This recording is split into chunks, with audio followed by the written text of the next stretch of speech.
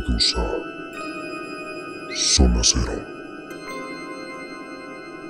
Aquellos que entren aquí, abandonad toda esperanza.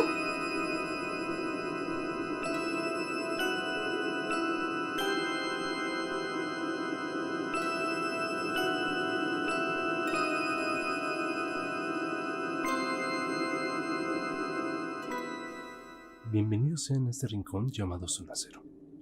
Es un gusto y un placer tenerlos rondando por aquí.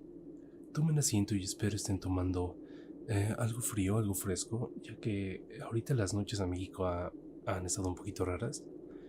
En las noches yo me duermo y pasa una hora, tengo mucho calor, abro la ventana, pasa otra hora o dos y hace bastante frío. Entonces ese clima ha estado muy loco últimamente y bueno, ya no se sabe qué se depara en estas fechas. Entonces, vámonos ahorita con la historia de esta noche. Antes de la historia, recuerden que los días domingo y los días viernes son los días que van a estar subiendo los capítulos de Zona Cero tal cual. Los martes van a ser exclusivamente para estar leyendo libros, ¿vale? Ya en su futuro ahorita estoy narrando de Poe, pero después nos vamos a pasar a otros libros, ya sean temáticas de zombies, ya sean otras historias de terror, ya sea Lovecraft. Vamos a ir viendo estas historias, así es que vamos a ir variándolo un poquito, pero por el momento ahorita solo va a ser de Edgar Allan Poe, entonces vámonos con la historia de esta vez, ¿vale? Abreviado como CMDX y anteriormente denominada Distrito Federal o DF, es una de las 232 entidades federativas de México, así como la capital de los Estados Unidos mexicanos. Se localiza en el Valle de México, a una altitud media de 2.240 metros sobre el nivel del mar. Tiene una superficie de 1.495 kilómetros cuadrados y se divide administrativamente en 16 demarcaciones. Su población ya supera los 9 billones de habitantes. Sin embargo, es famosa por su templo mayor, un templo azteca del siglo VIII, y a sus inmediaciones se encuentra la Catedral Metropolitana de México, de estilo barroco, de la cual hablaremos esta ocasión. Las historias y las leyendas que existen sobre los conventos son innumerables. Ahora toca el relato de una que es muy impactante, y se verá adelante que nadie sabe realmente qué fue lo que sucedió. Antes de comenzar a hablar de estas leyendas, me gustaría hacer algunos datos curiosos sobre este templo. Está erigida sobre un pequeño templo dedicado a Xitle o a Quetzalcóatl, justo a un costado del templo mayor, lugar máximo de adoración de los aztecas. Y el otro dato es que la estructura fue construida con materiales de las pirámides y vestigios religiosos prehispánicos. Prácticamente desintegraron un templo que ya estaba ahí, con materiales hicieron la Catedral de México. Entonces, fue una pérdida un poquito triste para la humanidad, pero ya no se puede hacer nada, ¿verdad? Bueno, continuemos. Nuestra catedral guarda un pavoroso secreto que ha permanecido encerrado y sellado durante siglos. Esta es la leyenda del sarcófago de mármol blanco. La primera catedral se construyó en 1521 por mandato y dirección de Hernán Cortés. Posteriormente, en el año 1536, conforme a que la colonia creció y los indígenas conversos se multiplicaban, nació la necesidad de ampliarla, derribando la edificada por el conquistador. El sarcófago de mármol blanco. Durante su construcción, los frailes franciscanos vivieron ahí en las habitaciones improvisadas, techadas solamente con tejas. En el año de 1629 ocurrió una terrible inundación que anegó la catedral en construcción y también la sacristía. Fue entonces cuando los frailes Tomás de Salazar y Miguel de Avia descubrieron el sarcófago. Los frailes avisaron de este hallazgo al Padre Superior, quien no supo qué hacer con aquel misterioso sarcófago, pues las aguas de la inundación no permitían maniobrarlo. Así que lo movieron a un lugar que solo quedaba el lodo producido por el agua. Ahí pasaron los días hasta que las aguas bajaron, y entonces el Padre Superior preguntaba a los frailes Tomás y Miguel si recordaban el lugar exacto en donde inicialmente lo habían encontrado. Los frailes contestaron que era imposible saberlo, ya que el agua impedía reconocer el terreno. El Padre Superior ordenó a los frailes que limpiaran el sarcófago para así poder averiguar el nombre del difunto que se encontraba dentro y la fecha en la que había muerto. Cuando estuvo limpio no se encontró ningún dato, pero mientras los dos frailes lo limpiaban, Fray Miguel hizo un descubrimiento, al cual no dio importancia en ese momento. Se dio cuenta que en la parte baja del hábito de Fray Tomás presentaba una rotura, algo como un desgarre. Fray Tomás pensó que posiblemente aquel desgarre se lo produjo con un clavo, de los muchos que habían en la construcción, pero pronto recordó que cuando terminó de limpiar el sarcófago se sentó sobre él a descansar y sintió como si alguien le hubiese jalado el hábito. Esa misteriosa tarde llegaron a la construcción los arquitectos y maestros de obras. El Padre Superior les mostró el extraño y misterioso sarcófago. Mencionó no haber encontrado ningún nombre o fecha que les guiara para saber quién había sido enterrado dentro de él. El maestro de obras tampoco encontró el lugar exacto donde estuvo durante la inundación. Decidieron dejarlo en el lugar donde estaba hasta que pudieran hablar con las autoridades eclesiásticas y el señor virrey. El sarcófago permaneció en el interior de la catedral en construcción, y cuando el sol estaba a punto de ocultarse, Fermín de Huesca, joven organista, llegó a la catedral para afinar el órgano. Entonces descubrió el sarcófago y se detuvo delante de él. Sentado por la curiosidad, lo inspeccionó y vio que no tenía nombre alguno, pero descubrió que el sarcófago tenía una hendidura en la esquina de la tapa. Cuando se asomó por aquella hendidura para intentar ver el interior, su sorpresa fue enorme. De pronto escuchó un ruido y vio que algo se movía.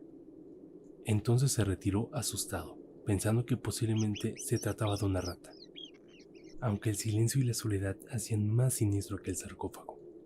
Su juvenil curiosidad pudo más que su miedo, y nuevamente se acercó e introdujo por la hendidura un papel que envolvió a manera de rollo para facilitar su entrada por el agujero. Pero cuando creyó que el roedor mordería el papel, sintió un fuerte tirón, como si alguien lo hubiese jalado desde el interior. Entonces sacó el papel y se sorprendió que no tenía mordeduras, sino que en sus bordes estaban renegridos y cortados. Y en su desaforada carrera por uno de los pasillos de la catedral se encontró con el Padre Superior, quien al verlo tan agitado le preguntó cuál era el motivo de su angustia. El joven le respondió que dentro del sarcófago había alguien. Le enseñó las manchas que tenía el papel, pero el superior le dijo que seguramente eran figuraciones suyas. Aquel joven organista, temblando de miedo, le dijo que no volvería a acercarse al sarcófago e insistió diciéndole que dentro de él había algo vivo, y entonces se fue a toda prisa. El Padre Superior, alumbrado por un cirio, se acercó sin ningún temor al sarcófago y miró que la hendidura era muy pequeña, pero que cabía la posibilidad que a través de esa hendidura se hubiera introducido algún roedor. Pegó el ojo en el agujero, a la vez que intentó alumbrarse con la luz del cirio, y de pronto se mostró aterrorizado y gritó: ¡Santo Dios! Comenzó a rezar y retrocediendo poco a poco se alejó de ahí. El día siguiente las obras de construcción de la catedral se paralizaron. El franciscano acudió al Santo Oficio. El señor oidor le pidió que le explicara lo que había creído haber visto dentro del sarcófago, pero él no pudo describirlo.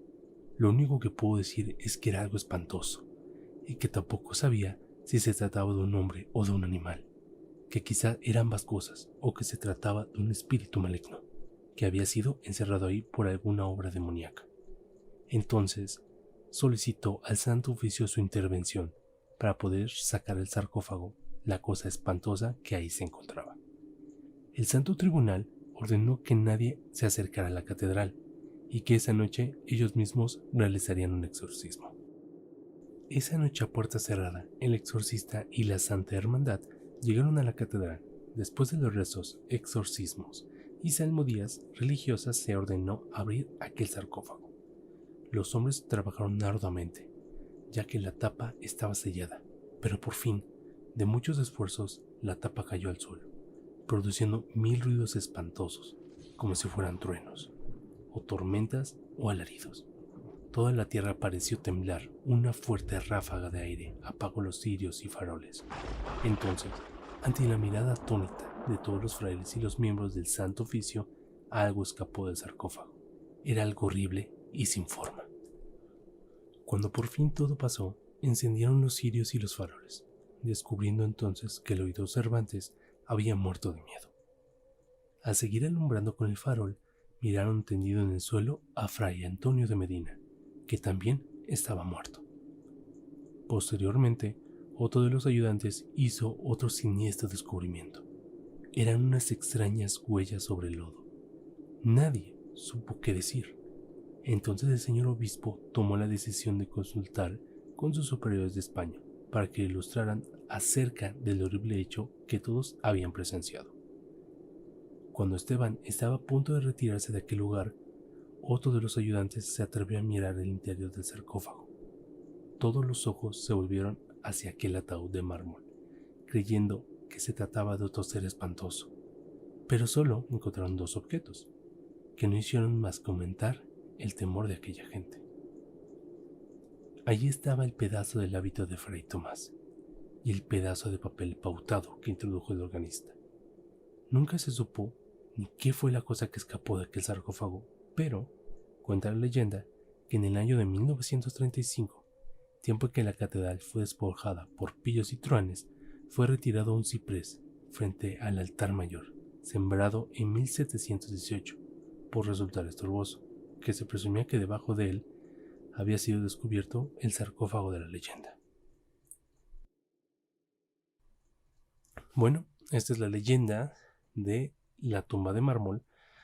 Es bastante interesante porque pueden venir como muchos temas de lo que pudieron haber encontrado. Pudo haber sido como similar a la leyenda que está, si no me recuerdo, en Guadalajara, que es la tumba con el árbol, que es el vampiro de Guadalajara. Creo que se conoce esa leyenda. Investigaré más a fondo para contarles esa leyenda. Y no sé, podría ser un vampiro, podría ser un nahual, algo místico como azteca. Es bastante de pensar, ¿saben? Pero hasta la fecha no sabemos qué fue. Solo es una leyenda. Realmente nunca se sabe, no se supo. Y bueno, ni modo.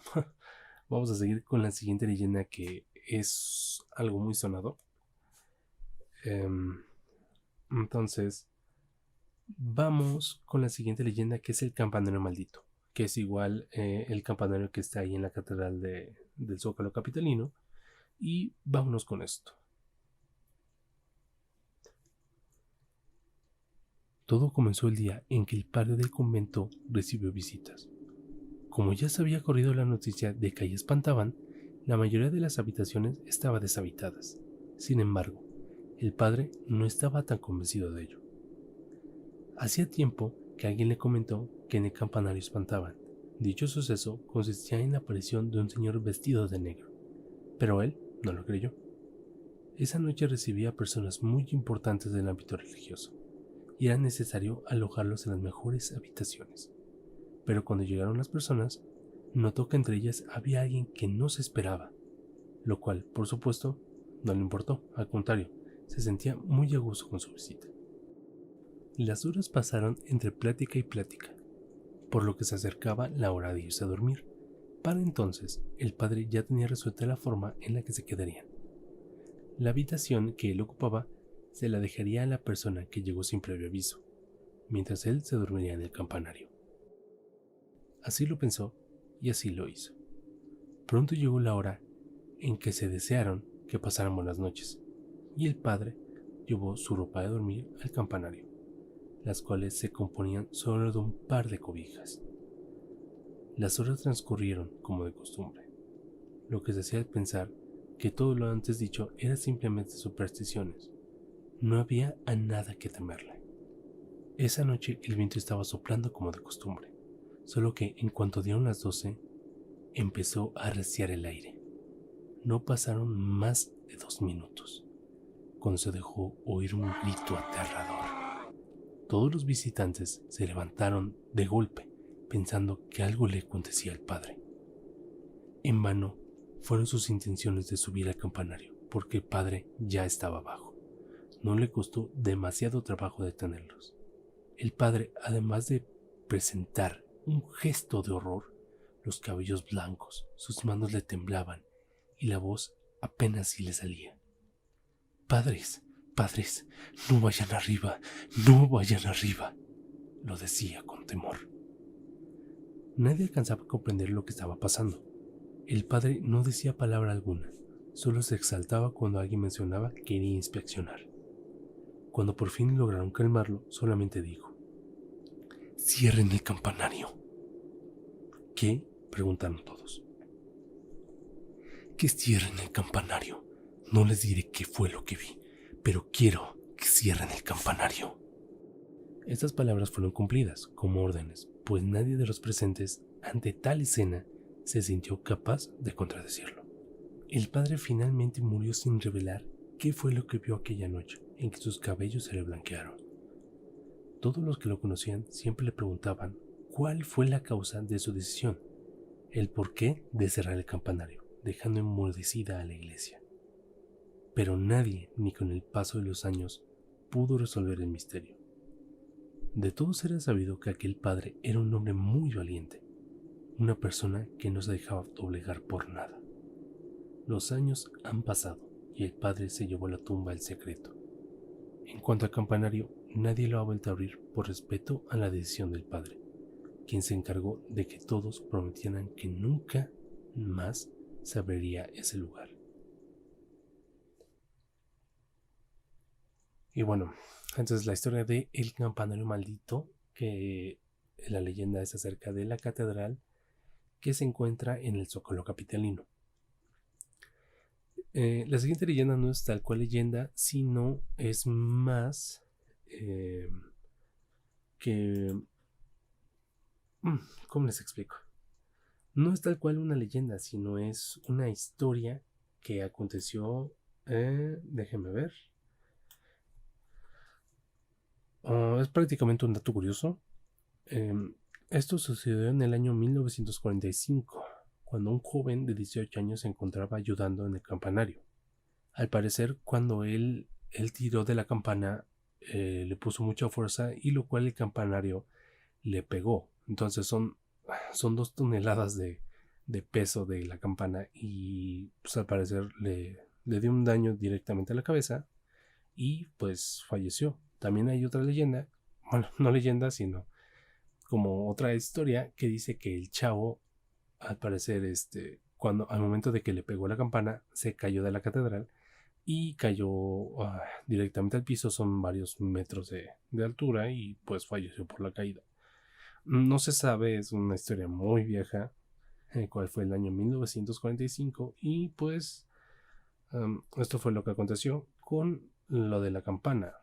Dicen, o más bien hay historias, que según esta campana volvió a replicar su sonido característico en el año 2000, si no mal recuerdo, y fue conocida como el Año del Perdón, el cual volvió a sonar la campana, como les mencioné, y actualmente sí se escuchan las 2 campanas. No sé, actualmente por la pandemia no he podido darme una vuelta a Zócalo capitalino para quedarme un rato y poder ver las campanas sonar, porque según dicen todavía que hay una cierta campana que no suena, no replica.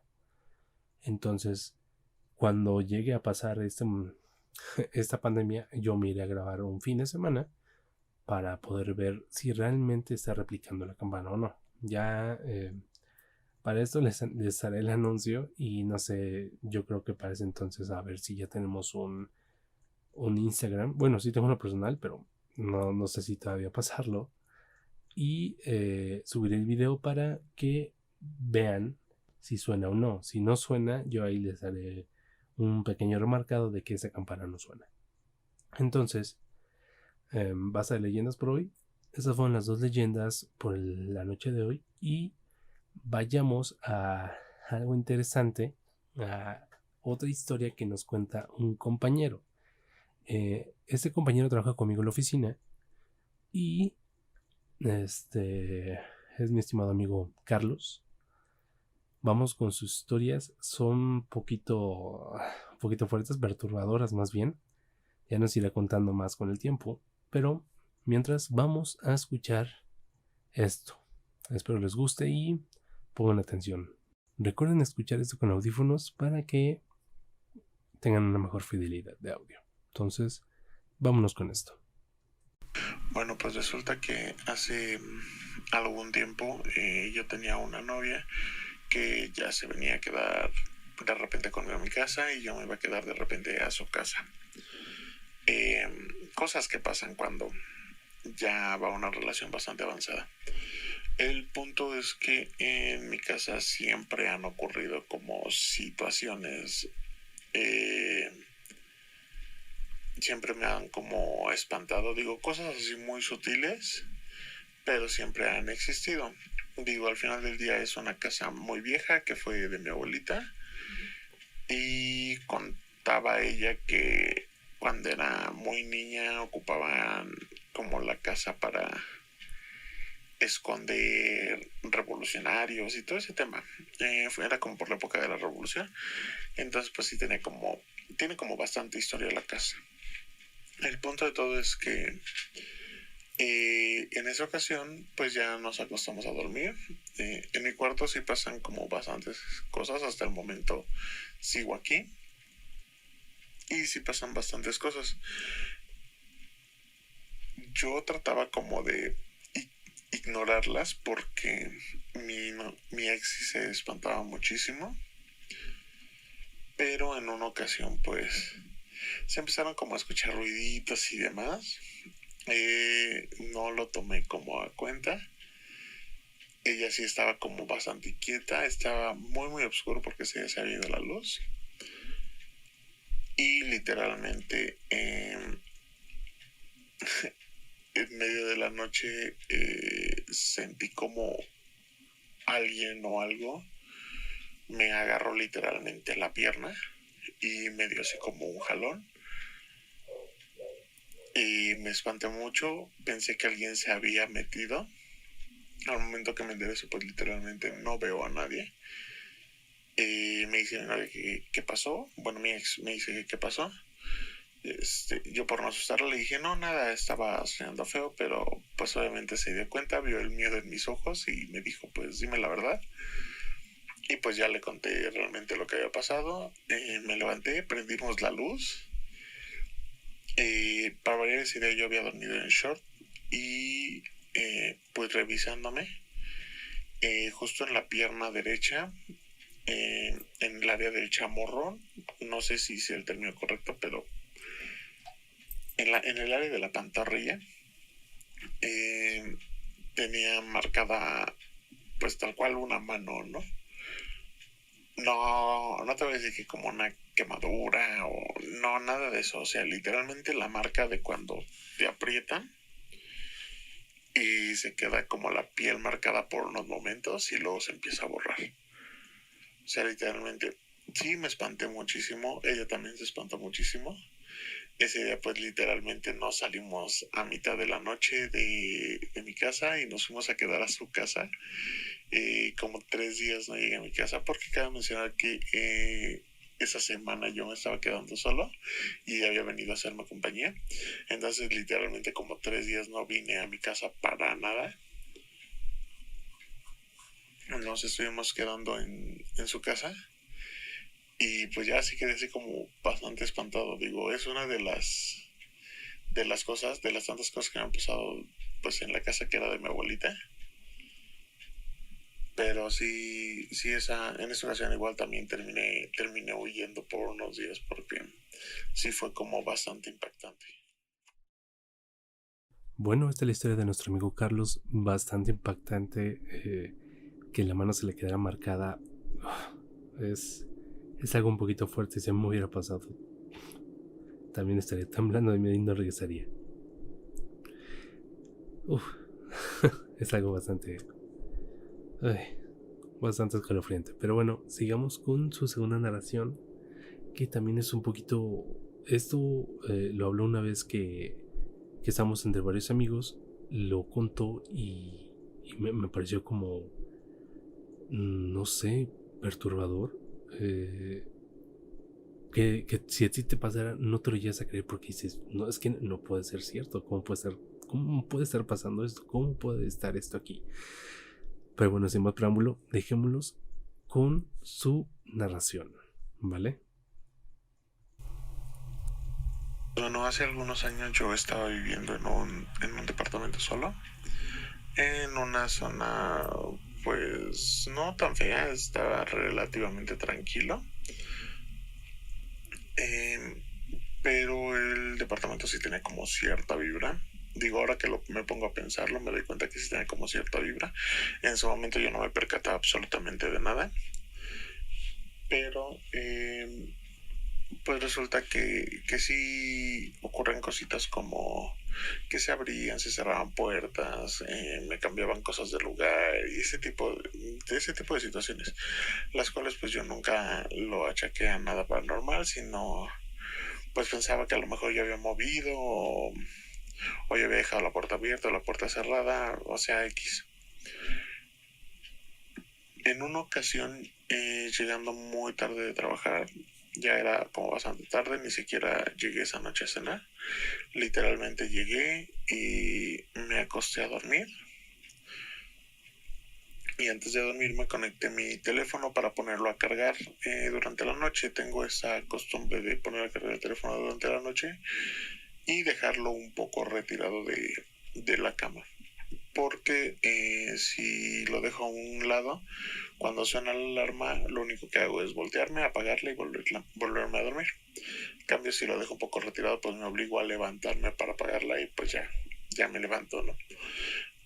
El punto es que esa ocasión pues igual dejo conectado el teléfono cargándose, me acuesto a dormir. Al día siguiente me levanto a apagar la alarma, a revisar si no tengo llamadas, mensajes. Y por X o Y situación sentí como la necesidad de revisar mis fotos. Reviso mi galería y estaba todo normal, excepto por la última foto que se había tomado. Literalmente era yo durmiendo. Cabe mencionar que me espanté muchísimo porque no me era nada lógico. Literalmente estaba yo solo en un departamento. No había como puertas forzadas, ventanas abiertas, nada. O sea, no había prueba de que alguien se hubiera metido. Y pues sí fue como que bastante raro en ese momento. Mi primera reacción fue como bajar y hablar con la persona que me rentaba el lugar. Pues decirle que lo que había pasado. Al parecer, te digo, o sea, yo creo que sí ocurrían cosas porque la señora no se sorprendió del todo. Estábamos a mitad de mes y literalmente ese mismo día me salí de ahí, me dio bastante miedo. La señora, pues como te menciono, no se sorprendió mucho, solo me dijo que estaba bien, que entonces solo dejaba terminar mi mes. Pero pues yo empecé a sacar todas mis cosas. Ya no volví a dormir ahí. Hasta el momento pues no sé si el lugar tenga alguna historia, eso lo desconozco, pero esa vez sí salí corriendo bastante por la situación que había ocurrido. Bueno, esta es la historia de nuestro querido amigo Charlie, bastante fuerte, un poquito perturbador, que a cualquier persona le pasara eso, saldría huyendo del lugar. Entonces, no, realmente no hay que culparlo, son reacciones que cualquier persona tomaría, entonces está un poquito heavy este asunto. Estaría bien si existiera esa foto que nos proporcionara, si no, pues que nos proporcionara la dirección para ir a preguntar si realmente hay una historia pues atrás, ¿no? Entonces, con esto terminamos nuestro capítulo de hoy. Espero les haya gustado esta segunda emisión de Zona Cero y recuerden, denle like, suscríbanse si quieren escuchar más de este contenido, ya que eso nos motiva a seguir lo que es todo este proyecto. Ahorita realmente ni siquiera lo hago por monetizar realmente. Es un tema que siempre me ha interesado. Me gusta que mucha gente me cuente sus experiencias, como sentir ese miedo que a todos nos llega a ocurrir, ¿no? A mí me ha pasado solo igual una cosa pequeña, pero no es como nada grave. Luego les contaré yo mi experiencia, porque creo que tienen suficiente estar escuchando mi voz mientras se graba todo esto. Entonces no creo que sea algo tan necesario. Tal vez si llegamos a bastantes suscriptores en lo que es en Día de Muertos, tal vez ya hagamos un stream como precopeando, tomando algo tranquilo, un café, y estemos como hablando entre todos o leyendo historias a la vez. Y bueno, ya es un proyecto punto y aparte. Igual hay otro proyecto que tengo en mente que estaría bueno, el cual sería ir a grabar a lugares como conocidos. Obviamente tener que pedir permisos, pero ir a grabar a estos ciertos lugares donde dicen que hay energías muy, muy fuertes, porque yo no he sido capaz como de ver estas cosas. Ya tal vez hasta incluso no pase nada, estamos grabando normal, tal vez algunas cosas que se escuchan de fondo o todo esto, pero no quiero ser al igual como ciertos programas que pasan en tele abierta, que se escucha cualquier cosa y se alteran demasiado. Es para mí muy falso. Entonces, obviamente vamos a estar grabando, si llega a pasar esta idea que también tengo en mente, estar presentando en ciertos lugares donde dicen que hay mucha energía, grabar todo. O sea, sí sería planear bastante las cosas, porque sería pues llevar muchas cámaras para grabar diferentes ángulos al mismo tiempo y ponerlas todas a la vez. Entonces, ya si en dado caso se llega a ver algo, o incluso que yo no haya visto algo, ustedes me lo irán diciendo, pero es un proyecto lejano. No es de que ya lo voy a grabar la próxima semana, no, sino todavía hay que conseguir bastante equipo, micrófonos exteriores, es llenarlos de equipo para esto, pero ya veremos si se hace en un futuro, ¿vale? Pero bueno, por el momento eso es todo por el capítulo de Zona Cero de esta noche. Espero les haya gustado y nos vemos en la siguiente emisión, amigos de la noche. Les mando un fuerte abrazo, cuídense mucho, no se expongan más de lo que deben y nos vemos el siguiente capítulo. Hasta luego.